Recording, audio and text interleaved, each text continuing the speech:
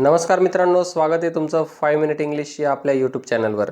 तर आजच्या भागामध्ये आपण बघणार आहोत 725 पासूनचे पुढचे वाक्य. या आधीचा व्हिडिओ जर तुम्ही बघितला नसेल तर तो वरती आय बटनवर मी दिलेली आहे लिंक त्याची, ते नक्कीच बघा, कारण तुम्हाला तो जर बघितला तर हे समजण्यास अधिक मदत होईल. तर मित्रांनो, हेच तो तिला समजावून सांगू इच्छित होता, ह्या प्रकारचं हे वाक्य. याच्या आधी आपण 2 व्हिडिओमध्ये असेच वाक्य दिलेले आहेत, फक्त थोडासा काळाचा फरक आहे आणि वाक्यामध्ये येणारा जो कर्ता आहे तो आपण बदललेला आहे. डिफरंट वाक्य आहेत सगळे, परंतु तुम्हाला छोटे छोटे व्हिडिओ बनवून मी हे वाक्य सांगून समजवण्याचा प्रयत्न केलेला आहे, कारण एकाच व्हिडिओमध्ये जास्त मोठा व्हिडिओ होतो, त्यापेक्षा हे मी केलेलं आहे. मित्रांनो बघा, आवडलं असेल तर तुम्हाला नक्कीच चॅनलला तुम्ही सबस्क्राईब करा आणि लाईक करा. तर चला बघूया, हेच तो तिला समजावून सांगू इच्छित होता.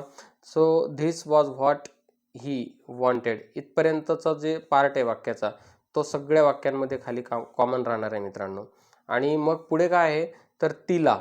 तर या ठिकाणी तिलासाठी आपण घेणार आहे हर येणार, आणि समजावून यासाठी असणार आहे to understand. So this was what he wanted her to understand. हे वाक्य होणार आहे he wanted her to understand. Her to understand.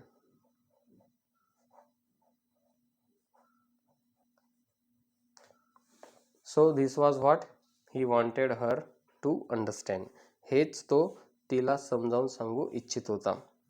तर या ठिकाणी मित्रांनो पुन्हा एकदा मी सांगतो की हेच साठी आहे धिस वॉज व्हॉट. हेच साठी आपण काय घेतलेलं आहे, धिस वॉज व्हॉट इतकं घेतलेलं आहे. त्याच्यानंतर तो साठी आपण घेतलेलं आहे ही. त्याच्यानंतर इच्छित होता याच्यासाठी आपल्याला पास्ट टेन्स मधलं वॉन्टेड हे वर्ब आहे ते घेतलेले आपण. त्याच्यानंतर आपण घेतलेले आहे तिला साठी हर, आणि समजावून सांगणे यासाठी टू अंडरस्टँड. टू अंडरस्टँड म्हणजे समजावून सांगणे. तर मित्रांनो, समजून घेणे, समजावून सांगणे. आता हे जे वाक्य आहे मित्रांनो, याच्यामधलं बेस वाक्य कुठलं आहे तर ते हे आहे ही वॉन्टेड. म्हणजे subject plus verb two, subject plus V2, म्हणजे सब्जेक्ट प्लस V2 ही सिंपल पास्टची रचना आहे, आणि हे त्यातलंच वाक्य आहे मित्रांनो. म्हणजे ही वॉन्टेड म्हणजे त्याला हवं होतं. तर त्याला काय हवं होतं किंवा त्याची इच्छा होती, है ना. त्याला हवं होतं, त्याला त्याची इच्छा होती. तर काय की तिने समजून घ्यावं, म्हणजे हर टू अंडरस्टँड.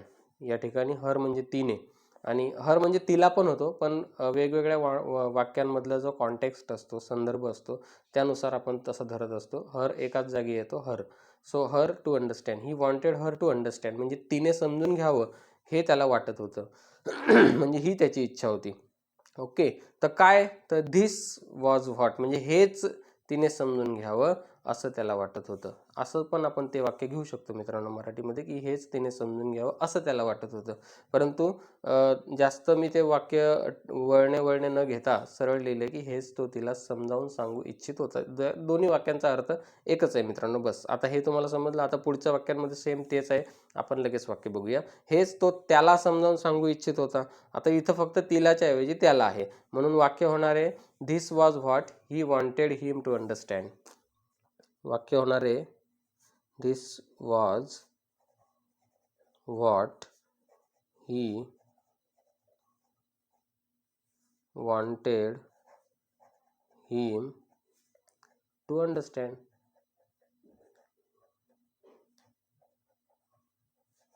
तुम्ही एवढं पण म्हणू शकता की he wanted him to understand, त्याने समजून घ्यावं असं त्याला वाटत होतं.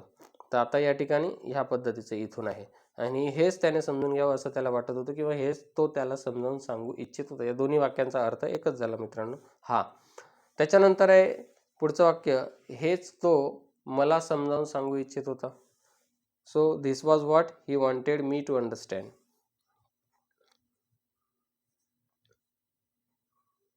This was what he wanted me to understand.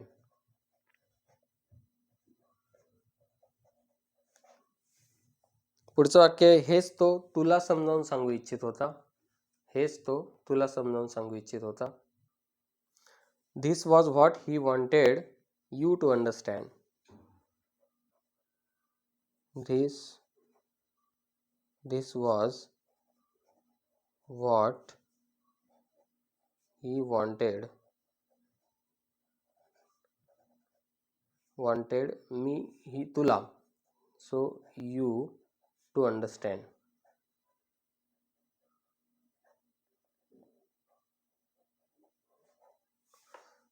हेच तो प्रकाशला समजावून सांगू इच्छित होता. This was what he wanted Prakash to understand. This was what he wanted Prakash to understand.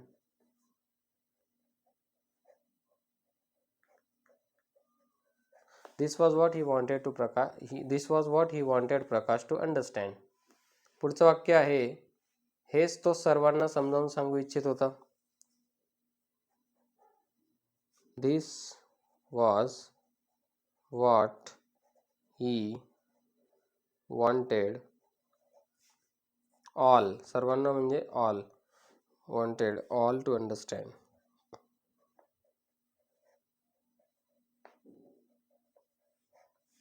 पुढचं वाक्य, हेच तो आपल्याला समजावून सांगू इच्छित होता. This was what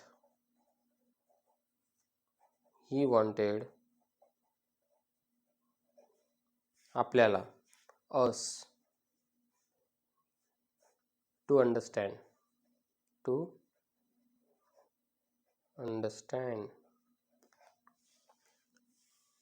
हेच तो मॅनेजरला समजावून सांगू इच्छित होता. So this was what he wanted. This was what he wanted manager to understand.